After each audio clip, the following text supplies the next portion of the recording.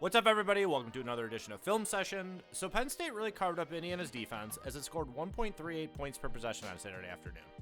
While he certainly was far from the only issue the Hoosiers had on defense, one player that stood out on film was Malik Reneau. Reneau isn't used to having to guard so much on the perimeter, and Penn State really had him on the move and uncomfortable, especially against the likes of the speedy Ace Baldwin Jr. and Penn State's cast of shooters.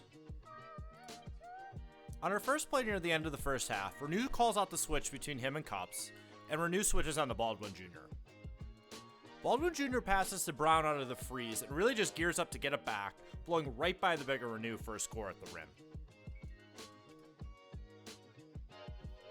Here, Johnson sets a screen for Brown and it's another switch for IU, this time between Leal and Reneau.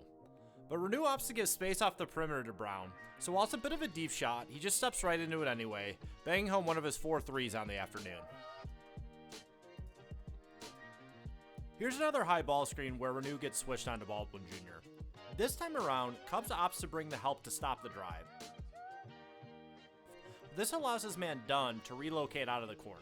Cups doesn't initially realize he's relocated, and Dunn splashes the 3, a result of Baldwin getting Reneau on the move after the switch.